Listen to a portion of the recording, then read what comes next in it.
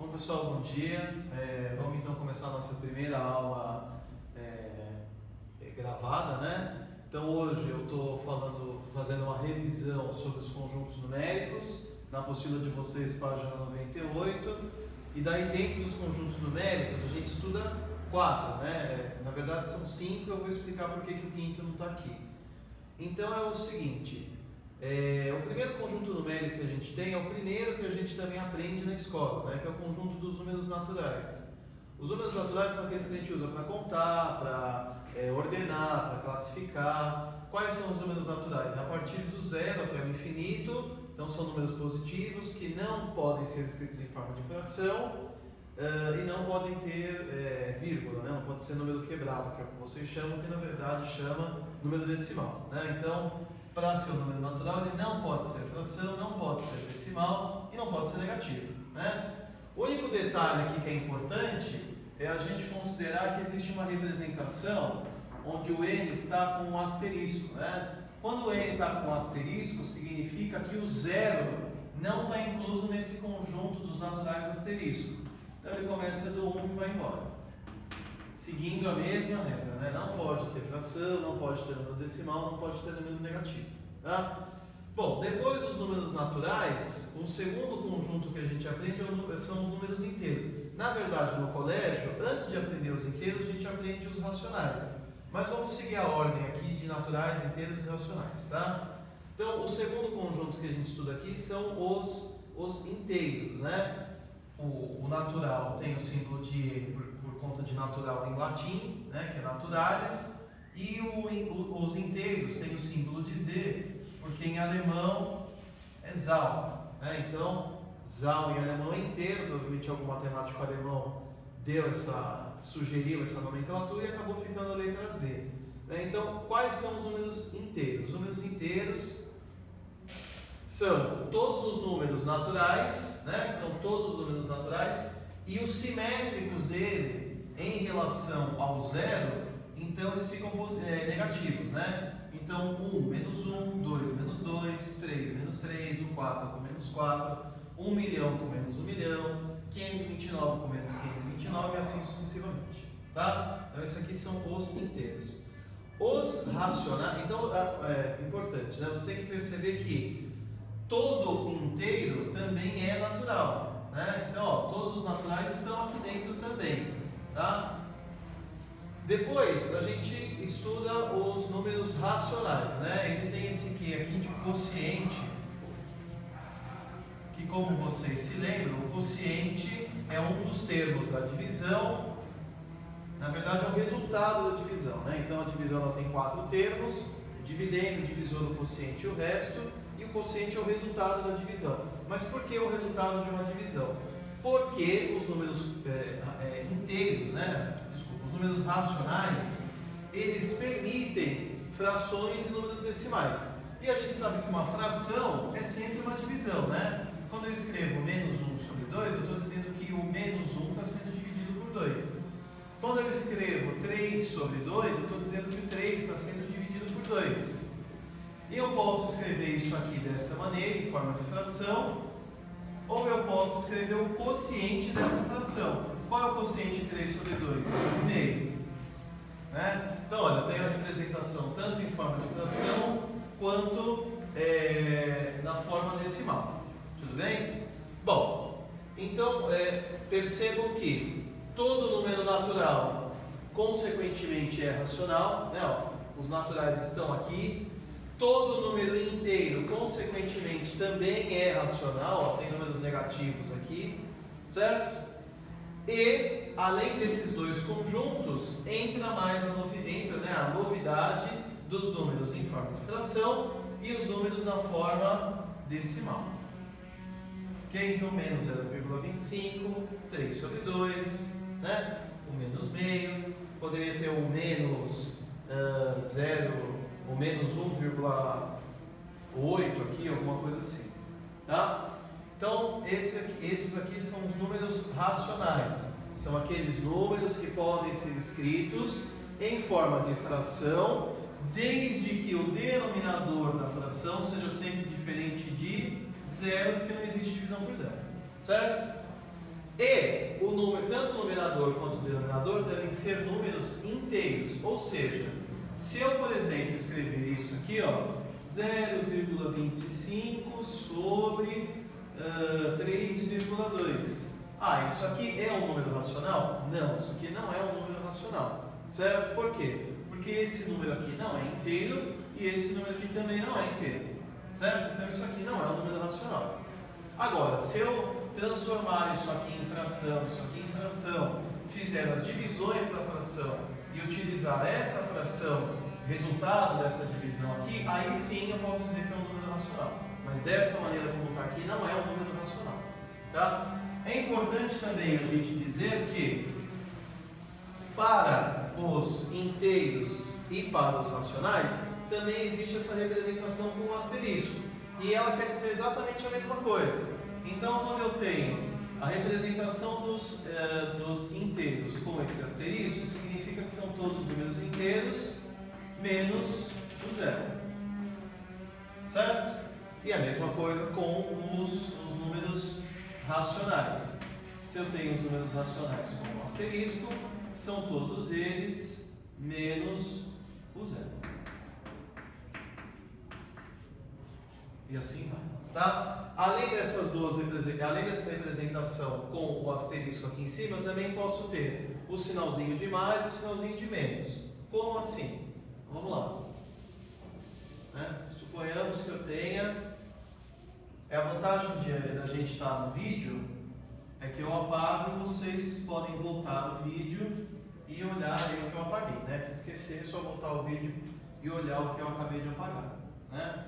Melhor que em sala de aula que eu apago e apago mesmo, para sempre.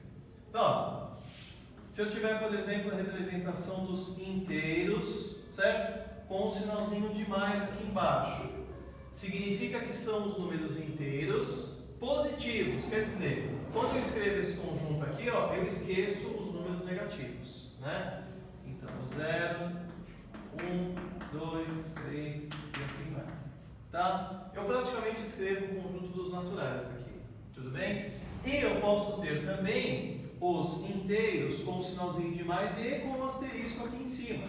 Posso ter as duas coisas. E aí eu leio da seguinte maneira: são os inteiros estritamente positivos. Por que estritamente positivos? Porque aí o zero não está aqui. Lembrando que o zero é um número que não tem sinal, ele não é nem positivo e nem negativo.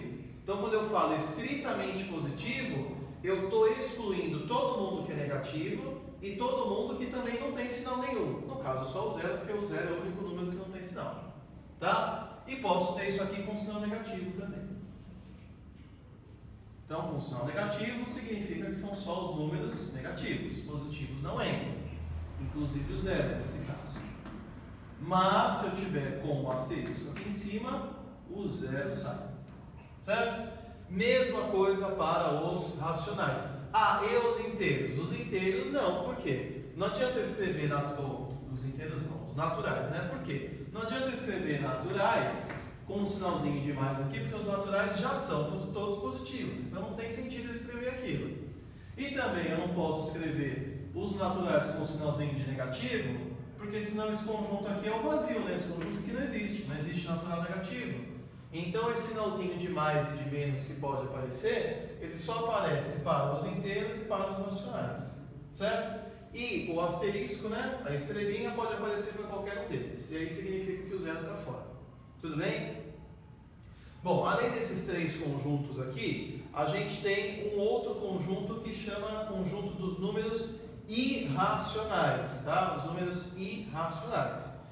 Não existe ainda uma representação oficial para os números irracionais, assim como existe para os naturais, para os inteiros e para os racionais. Né? Então, o que os matemáticos utilizam? Eles falam assim, olha, os irracionais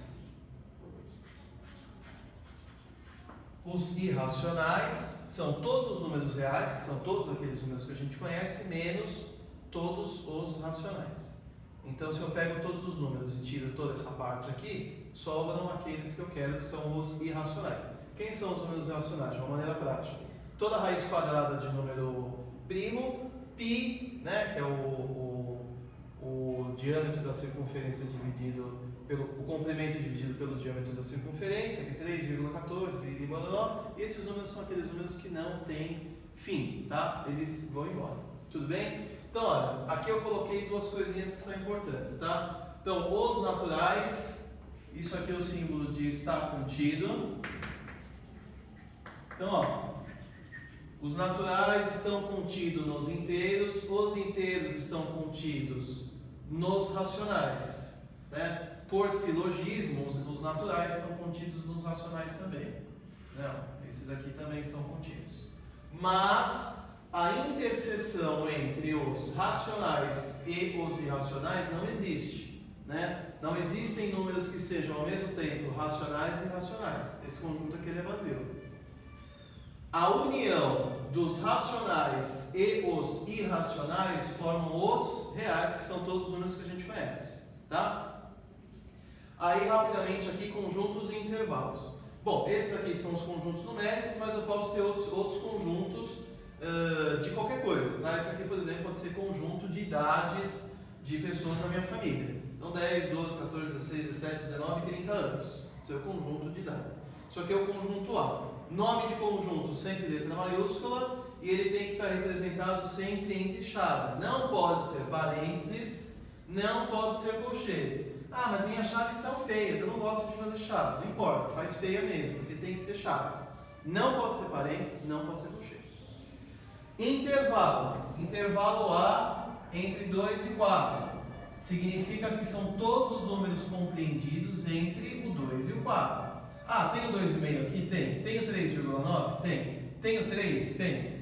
Tem o 2,111? Tem. Todo mundo que está aqui, ó, infinitos números entre 2 e 4 estão aqui, tá?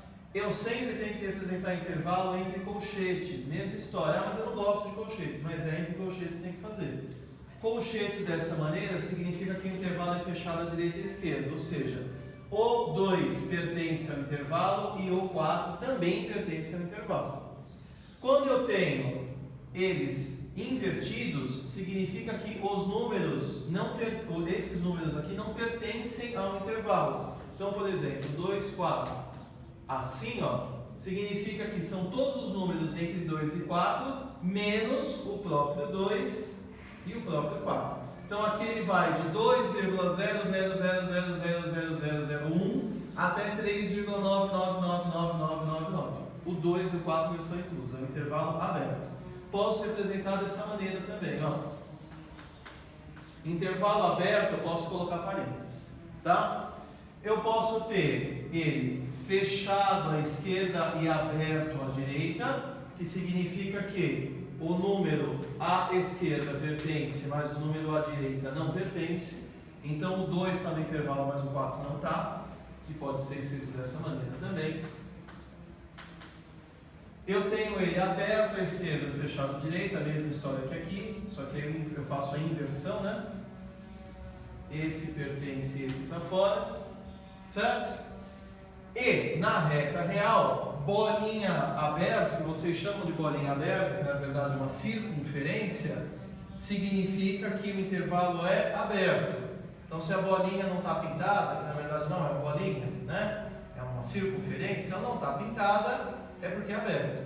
Se é um círculo, ou seja, se a bolinha está pintada, é porque o intervalo é fechado, quer dizer, o número pertence, tá? Por exemplo, conjunto C, todos os números x pertencentes ao conjunto dos reais, tal que o número x esteja entre menos 1 e 2, o menos 1 pertence ao intervalo, então aqui é fechado, porque tem o menor igual, mas o 2 não pertence ao intervalo, aqui é aberto, porque não tem o sinalzinho de igual aqui, ó, ele é só menor, certo? Como é que eu represento isso na reta? Ó, menos 1, bolinha fechada, então círculo, né? Porque pertence. Até o 2 não pertence, bolinha aberta, circunferência. Então aqui ele vai de menos 1 até 1,99999999, o 2 não entra, tá? Para finalizar, as três operações: união, que a gente representa por esse U virado para cima, interseção, que é esse U virado para baixo, de ponta cabeça, e a subtração que a gente representa com o sinalzinho de menos. Percebam que ali, ó, naquele pedaço eu já usei esses símbolos, né, de interseção e de união, tá? Então, como é que funcionam essas operações? Olha só, eu tenho aqui o conjunto A, 1, 2, 3, 4, 5, e tenho o conjunto B, 5, 6, 7, 8. Vou fazer a união de A com B. O que é a união? É juntar todos os elementos sem repetir, hein? Suponhamos que naquele exemplo das idades da minha família eu tenha 5 pessoas com 16 anos. Precisa escrever o 16 5 vezes? Não. Você coloca o 16 uma vez só, tá? Mesmo que existam várias pessoas com 16 anos. Então aqui, ó, olha que eu faço a união de A com B, o 5 aparece 2 vezes. Eu vou escrevê-lo 2 vezes aqui? Não. Eu pego todos os elementos desse aqui, junto com todos os elementos desse aqui, sem repetir. Então, 1, 2, 3, 4, 5, o 5 já está, então 6, 7, 8. Esse aqui é o conjunto união. Interseção. Na interseção eu só uso os elementos que são comuns aos dois conjuntos. Quem é o elemento comum aos dois aqui? Ó, o número 5. Então, a interseção entre A e B é o número 5. Certo? Subtração, tem o conjunto A, tiro todo mundo que está em B e está em A. Então, quem é o número que está em B e que também está em A? O 5. Então, o conjunto A subtraído de B fica 1, 2, 3, 4. Como esse cara aqui está no conjunto B, ele sai, ele desaparece. E o B menos A, mesma ideia. Pego o conjunto B e vou tirar do conjunto B quem está no conjunto A. Tiro 5 daqui, ó. Sobra o 6, o 7 e 8. Tá? E aí a gente finaliza por aqui. Eu sugiro que vocês, para acompanhar essa revisão, façam os exercícios 8 e 9 do capítulo 1.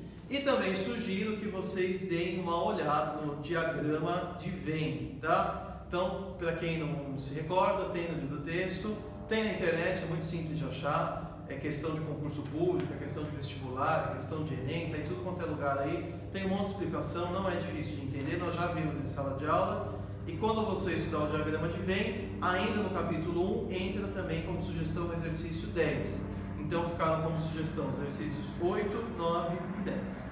Tudo bem? Até a próxima.